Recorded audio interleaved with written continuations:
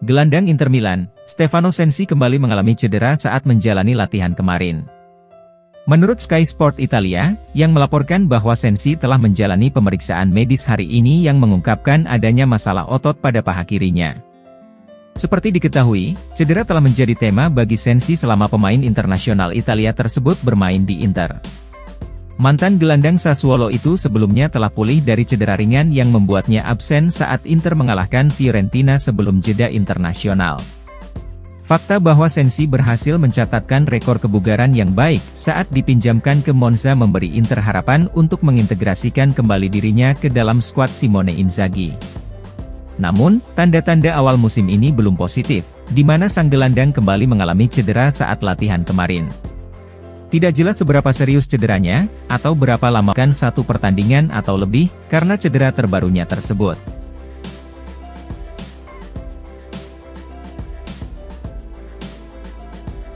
Inter Milan telah menampilkan salah satu permainan terburuk mereka di bawah asuhan pelatih Simone Inzaghi ketika menghadapi Real Sociedad. Menurut Corriere dello Sport, Inzaghi membawa Inter menuju final Liga Champions edisi musim lalu. Namun kampanye Nerazzurri di kompetisi tersebut musim ini dimulai dengan catatan yang mengecewakan setelah bermain imbang melawan Sociedad. Terlepas dari hasil pertandingan, laporan menjelaskan bahwa performa Nerazzurri sebagai salah satu yang terburuk selama masa jabatan Inzaghi di klub. Sociedad lebih unggul sejak awal dan mencetak gol melalui Brais Mendes pada menit keempat. Mereka terus menekan Inter hampir di sepanjang laga. Namun aksi heroik Yann Sommer membuat Inter tetap bertahan dalam pertandingan. Hingga pada akhirnya, Nerazzurri bangkit di 10 menit terakhir untuk mengambil inisiatif dan menyamakan kedudukan melalui Lautaro Martinez. Sumber tersebut bertanya-tanya apakah Inzaghi merasakan relaksasi di antara pasukannya yang memenangkan Derby della Madonnina. Hal ini bisa menjelaskan keputusannya dalam melakukan beberapa rotasi di starting line-up. Namun jika itu yang terjadi, maka trik tersebut tidak membuahkan hasil dikarenakan Inter sangat menderita dalam sebagian besar pertandingan. Meski demikian, laporan tersebut memuji Inter yang telah menampilkan karakter seorang juara sejati. Mereka berhasil menampilkan semangat pantang menyerah di laga yang sulit, meskipun gagal menampilkan permainan terbaiknya.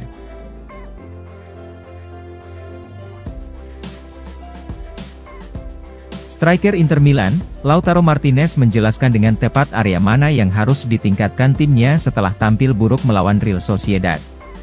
Nerazzurri menjalani laga sulit di San Sebastian dan hampir mengalami kekalahan pertama musim ini. Meski sukses mencetak gol, tetapi Lautaro tampak tidak puas dengan penampilan Inter dan menegaskan bahwa timnya harus berkembang secara taktik. Sang striker juga menyoroti penguasaan bola sebagai aspek lain yang harus ditingkatkan oleh La Beniamata. Kami tentu saja menunjukkan kemampuan untuk bereaksi di momen-momen sulit, dan kami telah berkembang pesat dalam hal ini. Ungkap Lautaro kepada Inter TV usai pertandingan. Namun kami juga masih harus meningkatkan level taktik dan penguasaan bola. Kami tidak dalam kondisi terbaik, maka dari itu sangat penting bagi kami untuk tidak mengalami kekalahan. Di babak pertama, kami ditekan terlalu dalam dan kesulitan mengeluarkan bola. Tetapi ketika Anda bermain setiap 3 hari, maka sulit untuk bekerja dalam latihan. Oleh karena itu, kami harus memulihkan energi dan bersiap untuk pertandingan berikutnya di Liga. Seperti diketahui, gol Lautaro ke gawang Sociedad menjadi gol ke-200 Inter di Liga Champions. Lautaro juga telah menyamai rekor Inter milik Hernan Crespo di kompetisi tersebut dan kini hanya tertinggal di belakang Adriano dan Julio Cruz. Hal itu sangat berarti bagi saya, karena saya bekerja setiap hari untuk memberikan yang terbaik. Saya berharap untuk terus seperti ini, membantu tim dan membawa kegembiraan bagi para penggemar. Tutup sang striker.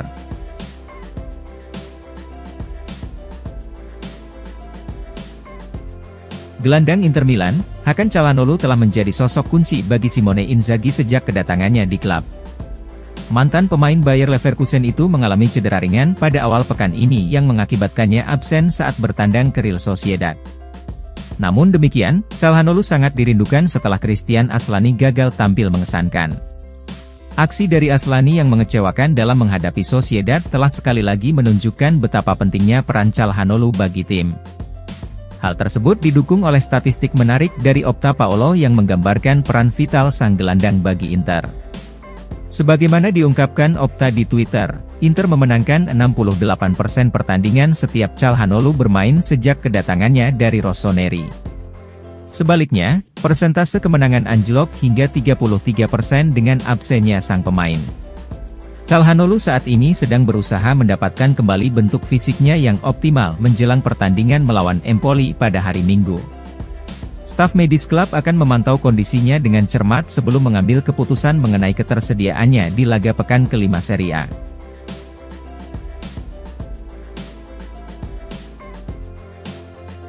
Gelandang Inter Milan, Davide Frattesi menegaskan bahwa dirinya bukanlah seseorang yang akan membuat masalah jika tidak menjadi starter atau bahkan jika tak bermain sama sekali.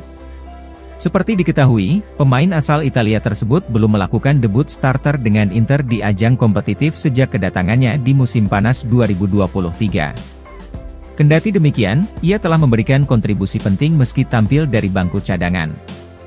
Seperti diketahui, Frattesi sukses mencetak gol dalam derby Milan, dan menyumbang assist ketika menghadapi Real Sociedad.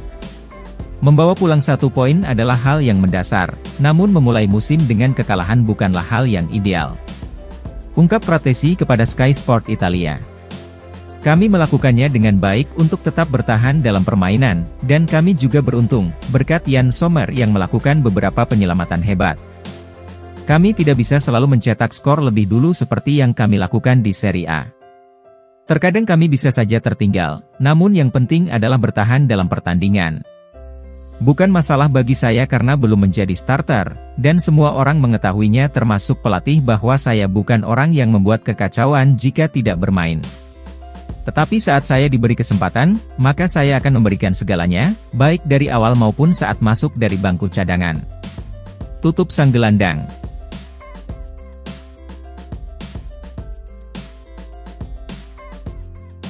Legenda Inter Milan, Diego Milito tidak menyukai rotasi yang diterapkan oleh pelatih Simone Inzaghi saat bermain imbang melawan Real Sociedad.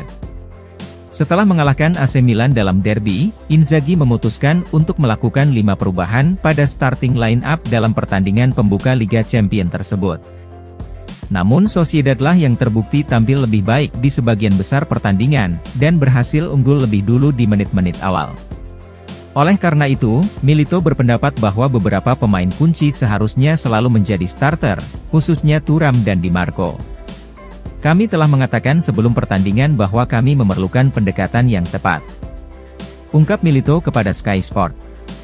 Namun kami harus memberikan pujian kepada Real Sociedad, tetapi mungkin Inter harus membayar absennya sejumlah pemain di starting line-up. Rotasi skuad ini tidak meyakinkan saya, dikarenakan ketika seorang pemain dalam kondisi fit seperti Thuram, maka dia seharusnya mengambil alih lapangan sejak awal. Hal yang sama juga berlaku untuk Di Marco, namun ini hanya pendapat pribadi saya, dan Inzaghi memiliki semua data yang dimilikinya. Tutup sang legenda.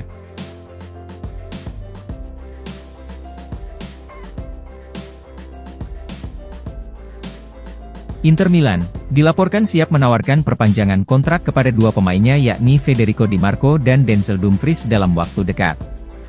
Menurut Gazzetta.it, Inter ingin mengamankan masa depan kedua bek sayap tersebut. Kontrak Di Marco saat ini akan habis pada akhir Juni 2026, namun mengingat performanya yang terus berkembang, maka Inter ingin memperbarui kesepakatannya dengan peningkatan gaji untuk mencerminkan pentingnya Di Marco bagi tim. Selain itu, Nerazzurri tentu ingin menepis minat transfer terhadap Di Marco seperti dari Manchester United dan Real Madrid. Dengan demikian, prioritas Inter sudah jelas, yakni ingin memastikan bahwa mereka telah mengunci bek sayap tersebut dengan kontrak baru dalam waktu yang relatif dekat. Kontak baru dengan agen Di Marco akan dilakukan dalam beberapa minggu atau beberapa bulan ke depan. Di sisi lain, Nerazzurri juga tidak ingin bertahan terlalu lama, tanpa Dumfries menandatangani perpanjangan kontrak. Masa bakti pemain asal Belanda tersebut akan berakhir pada Juni tahun 2026. Prioritas Inter adalah menghindari jendela transfer musim panas mendatang tanpa menyetujui kesepakatan baru dengan sang pemain. Namun sebenarnya, Nerazzurri ingin menyetujui kesepakatan baru jauh sebelum itu. Seperti halnya Di Marco, Inter kemungkinan akan memulai pembicaraan perpanjangan kontrak dengan perwakilan Dumfries pada musim gugur Januari mendatang.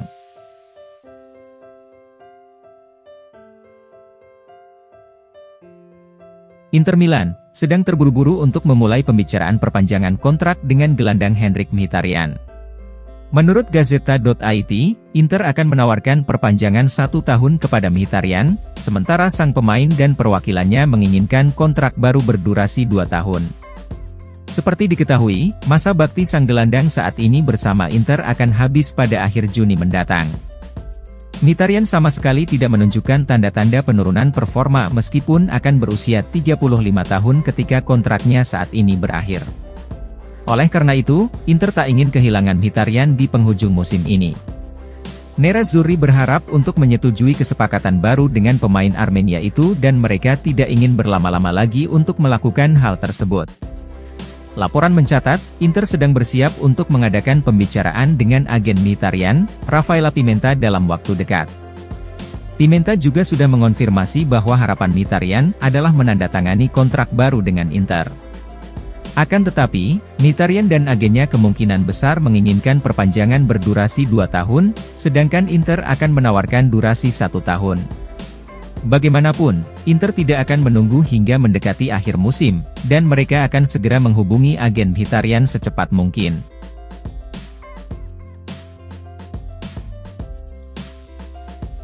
Gelandang Inter Milan, Hakan Calhanoglu kemungkinan sudah pulih dari cedera dalam laga melawan Empoli akhir pekan ini di Serie A. Menurut Sky Sport Italia, yang melaporkan bahwa tidak ada kekhawatiran nyata mengenai keseriusan terhadap cedera pemain berusia 29 tahun tersebut. Seperti diketahui, Calhanoglu selalu menjadi starter di setiap pertandingan Inter di Serie A sejauh musim ini. Namun sang gelandang telah melewatkan pertandingan pembuka Liga Champions melawan Sociedad, dikarenakan mengalami masalah pada otot aduktor di paha kirinya. Laporan menjelaskan bahwa tidak ada keseriusan pada cedera yang dialami Calhanoglu, dan sang pemain kemungkinan hanya akan absen dalam 1 pertandingan sebagai tindakan pencegahan. Inter tidak ingin mengambil resiko terhadap kebugaran gelandang andalannya tersebut, mengingat jadwal pertandingan Inter akan semakin padat selama sisa musim ini. Mulai minggu depan, Inter akan memainkan 3 pertandingan di Serie A dalam waktu kurang dari seminggu. Laga terdekat dalam serangkaian itu adalah dengan bertandang ke Empoli. Laporan mencatat, belum ada kepastian Calhanoglu akan dimainkan untuk pertandingan tersebut, namun sang gelandang kemungkinan sudah kembali bugar pada hari Sabtu.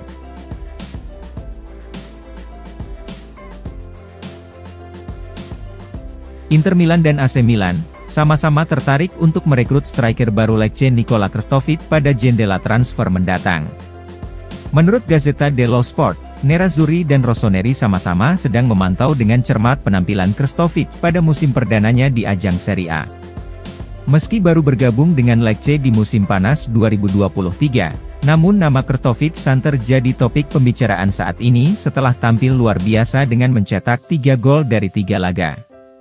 Pemain berusia 23 tahun itu bergabung dengan Lecce dari klub Slovakia, Dunajská Streda selama jendela transfer musim panas 2023. Direktur Inter Piero Ausilio telah menyaksikan pertandingan Serie A kemarin antara Lecce dan Monza, di mana Krstovic adalah salah satu pemain yang diamati sang direktur. Eksekutif Nerazzurri itu dikatakan terkesan dengan penampilan dan cara sang striker mencetak gol. Namun yang pasti adalah klub manapun yang ingin merekrut sang striker, harus bersedia menggelontorkan dana 4 hingga 5 kali lipat lebih mahal dari yang telah dibayarkan Lecce saat merekrutnya.